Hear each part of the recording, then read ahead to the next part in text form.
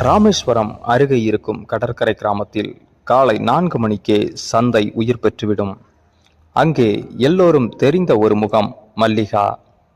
மீன் கூடை தூக்கி கொண்டு வாவல், சுறா, கெண்டை என்று கூப்பிடும் அவள் குரல் சந்தை முழுக்க ஒலிக்கும்.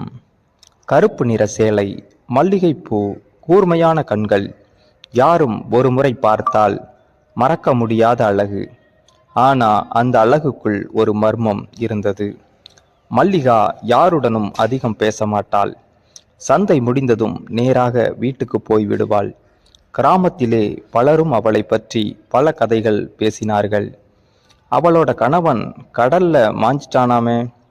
இல்லடா, அவன் இன்னும் உயிரோட இருக்கான். மல்லிகா இரவுல யாரையோ சந்திக்கிறாளாம். அந்த கிராமத்துக்கு புதிதாக வந்தவன் அருண். மீன் ஏற்றுமதி கம்பெனியில் வேலை பார்க்க வந்திருந்தான். முதல் நாளே மல்லிகாவை பார்த்தவுடன் அவன் மனசு தடுக்கி போனது. அக்கா, இந்த மீன் ஃப்ரெஷ்ஷா இருக்கா என்று கேட்டான். மல்லிகா அவனை ஒரு நொடி பார்த்தாள்.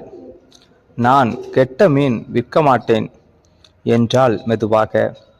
அந்த குரலிலேயே ஒருவித ஈர்ப்பு இருந்தது. அதற்கு பிறகு தினமும் அருண் அவள் கடைக்கு வந்தான். மீன் வாங்குவதை விட அவளை பார்ப்பதற்காகத்தான்.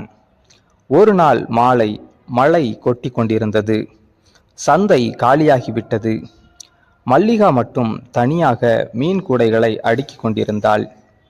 நான் ஹெல்ப் பண்ணட்டுமா என்று அருண் கேட்டான். வேண்டாம் என்றாலும் அவள் முகத்தில் சோர்வு தெரிந்தது. அருண் கூடைகளை தூக்க உதவினான். மழையில் நனைந்த மல்லிகாவின் முகத்தை பார்த்தவுடன் அவனுக்கு கண் திரும்பவில்லை. அந்த நேரம் திடீரென்று மின்சாரம் போய்விட்டது. இருட்டில் மல்லிகா திடுக்கிட்டு அருணின் கையை பிடித்தாள். அந்த ஒரு தொடுதல் இருவருக்குள்ளும் சொல்ல முடியாத உணர்ச்சியை உருவாக்கியது. மின்னல் ஒளியில் அவள் முகம் தெரிந்தது. அவள் கண்களில் பயமும் ஆசையும் கலந்திருந்தது. மல்லிகா, நீங்க சரியா இருக்கீங்களா என்று அவன் மெதுவாக கேட்டான். அவள் உடனே கையை விட்டுவிட்டாள். இங்க இருந்து போங்க அருண், இப்பவே என்றாள் பதட்டமாக. ஏன்? அவள் பதில் சொல்லவில்லை. அந்த நேரம் கடைக்கு பின்புறம் யாரோ நடக்கும் சத்தம் கேட்டது. மல்லிகாவின் முகம் வெண்மையாக மாறியது. அவன் வந்துட்டான் என்று அவள் நடுங்கிய குரலில் சொன்னாள். அருண் அதிர்ச்சி அடைந்தான். யாரு என்று கேட்கும் முன்பே இருட்டில் ஒரு மனிதன் நின்றிருந்தான். மின்னல் வெளிச்சத்தில் அந்த மனிதனின் முகம் சில நொடிகள் மட்டும் தெரிந்தது. தாடி நிறைந்த முகம், நனைந்த சட்டை, கண்களில் கோபம். மல்லிகா நடுங்கிக் கொண்டே பின்னால் நின்றாள். நீ இன்னும் இங்கதான் இருக்க என்று அந்த மனிதன் கடுமையாக கேட்டான். அருண் உடனே முன் வந்தான். யார் நீங்க என்றான். அந்த மனிதன் சிரித்தான். இந்த கேள்விய நான் கேட்கணும் தம்பி. என் பொண்ணு மாதிரி இருக்கும் பொண்ணு கூட நீ என்ன பண்ணிக்கிட்டு இருக்க? மல்லிகா உடனே கத்தினாள். பொய் பேசாத. அருணுக்கு ஒன்றும் புரியவில்லை. மல்லிகா, இவர் யாரு? சில நொடிகள் அமைதி, மழை சத்தம் மட்டும். பிறகு மெதுவாக மல்லிகா சொன்னாள், இவர் என் கணவன். அருண் அதிர்ச்சியில் நின்றுவிட்டான். கிராமம் முழுக்க மாயமானவன் என்று பேசப்பட்ட மனிதன் உயிரோடு இருந்தான். அவனுடைய பெயர் சேகர். ஆனால் அவன் முகத்தில் அன்பே இல்லை, ஒருவித கொடூரம் மட்டும். வீட்டுக்கு வா என்று மல்லிகாவின் கையை பலமாக பிடித்தான். அவள் வலியால் சினுங்கினாள். அதை பார்த்த அருணுக்கு கோபம் வந்தது. கையை விடுங்க என்று அவன் சேகரை தள்ளினான். சேகர் சிரித்தான். அடடா, இவ்வளவு சீக்கிரமா காதல் வந்துடுச்சா? அருண் எதுவும் பேசவில்லை. மல்லிகா மட்டும் பதட்டமாக இருவரையும் பார்த்தாள். அருண், நீங்க போங்க தயவு செய்து என்றாள். அந்த குரலில் பயம் இருந்தது. அருண் விருப்பமில்லாமல் அங்கிருந்து சென்றான். ஆனால் அவன் மனசு அமைதியாக இல்லை. அடுத்த நாள் காலை சந்தைக்கு மல்லிகா வரவில்லை. அது முதல் முறையாக நடந்தது. அருண் கவலையுடன் அவள் வீட்டுக்கு போனான். கடற்கரைக்கு அருகில் இருந்த சிறிய வீடு. கதவு பாதியாக திறந்திருந்தது. மல்லிகா என்று அவன் அழைத்தான். பதில் இல்லை. அவன் உள்ளே சென்றான். வீடு சிதறி கிடந்தது. பாத்திரங்கள் கீழே விழுந்திருந்தன. அந்த நேரம் உள்ளிருந்து மெதுவான அழுகை சத்தம் கேட்டது. அருண் ஓடிப்போய் பார்த்தான். மல்லிகா தரையில் அமர்ந்து அழுது கொண்டிருந்தாள். கன்னத்தில் அடித்த காயம். யார் அடித்தது என்று அவன் கோபமாக கேட்டான். அவள் தலை குனிந்தாள். எனக்கு இந்த வாழ்க்கை பிடிக்கல அருண் என்றாள் கண்ணீருடன். அருண் அவள் அருகில் அமர்ந்தான். அப்படின்னா ஏன் அவனோட இருக்கீங்க? மல்லிகா மெதுவாக அவனை பார்த்தாள். ஏன்னா அவன் என்னை விட்டு போக மாட்டான். அந்த கண்களில் உதவிக்காக ஏங்கும் பார்வை இருந்தது. அருண் அவள் கையை பிடித்தான். நான் இருக்கேன். அந்த ஒரு வார்த்தை மல்லிகாவின் மனசை உடைத்தது. அவள் அழுதபடியே அருணின் மார்பில் சாய்ந்தாள். மலை வாசனையும் கடல் காற்றும் கலந்த அந்த வீட்டில் இருவரின் இதயமும் இன்னும் நெருக்கமானது.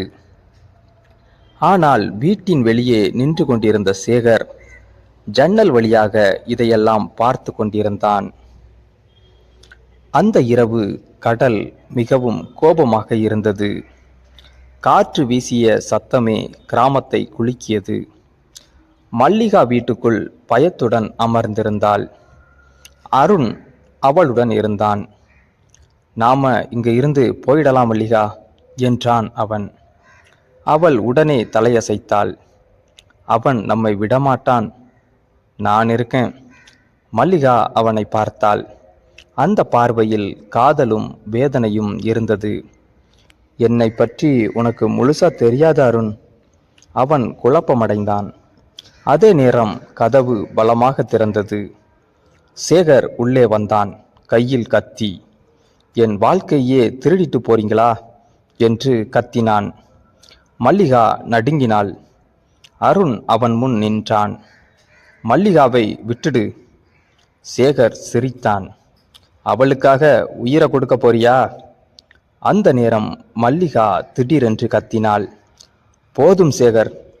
இருவரும் அவளை பார்த்தார்கள். கண்ணீருடன் மல்லிகா சொன்னாள், நீ என் கணவன் இல்லை. அருண் அதிர்ச்சியில் உறைந்தான். சேகர் முகம் மாறிவிட்டது. மல்லிகா நடுங்கிய குரலில் உண்மையை சொன்னாள். நான் 18 வயசுல இருக்கும்போது என் அப்பா கடனுக்காக என்னை இவங்கிட்ட வேலைக்கு அனுப்பினார். அப்புறம் இவன் என்னை மிரட்டி தன்னோட வாழ வச்சான். அருணின் கண்கள் கோபத்தில் சிவந்தன. அப்படின்னா எனக்கு கல்யாணமே ஆகல என்று மல்லிகா அழுதாள். சேகர் கோபத்தில் அவள் மீது பாய்ந்தான். ஆனால் அருண் அவனை தடுத்தான். இருவருக்கும் கடுமையான சண்டை. மழை சத்தம், கடலலையின் கர்ஜனை, வீட்டுக்குள் உடையும் பொருட்கள். ஒரு கட்டத்தில் சேகர் கத்தியை எடுத்து அருணை குத்த முயன்றான். மல்லிகா பயத்தில் ஓடி வந்து அருணை தள்ளினாள். அடுத்த நொடி கத்தி மல்லிகாவின் மார்பில் பாய்ந்தது. மல்லிகா என்று அருண் அலறினான். சேகர் அதிர்ச்சியில் பின்னால் நின்றான். மல்லிகா மெதுவாக தரையில் விழுந்தாள். அருண் அவளை மடியில் தூக்கி கொண்டான். என்னை விட்டு போகாத என்று கத்தினான். மல்லிகா பலவீனமாக சிரித்தாள். ஒரு நாள் யாராவது என்னை உண்மையா காதலிப்பாங்கன்னு நினைச்சேன். அது நீதான் அருண். அவள் கண்ணீருடன் அவன் கையை பிடித்தாள். இன்னொரு வாழ்க்கை இருந்தா உன்னோட வாழணும். அந்த வார்த்தையுடன் அவள் கண்கள் மெதுவாக மூடியது. அருணின் அலறல் மழை சத்தத்தோடு கலந்து அந்த கடற்கரை கிராமம் முழுக்க ஒலித்தது. சில நாட்களுக்கு பிறகு சேகர் போலீசால் கைது செய்யப்பட்டான். ஆனால் அருண் மட்டும் தினமும் காலை சந்தைக்கு செல்வான்.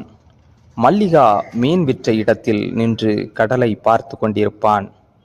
கடல் காற்றில் இன்னும் அவள் மல்லிகைப்பூ வாசனை இருப்பது போல அவனுக்கு தோன்றிக் கொண்டே இருந்தது. இந்த ஸ்டோரி உங்களுக்கு பிடிச்சிருந்தா லைக் பண்ணுங்க, கமெண்ட் பண்ணுங்க, நம்ம சேனலை சப்ஸ்கிரைப் பண்ணுங்க.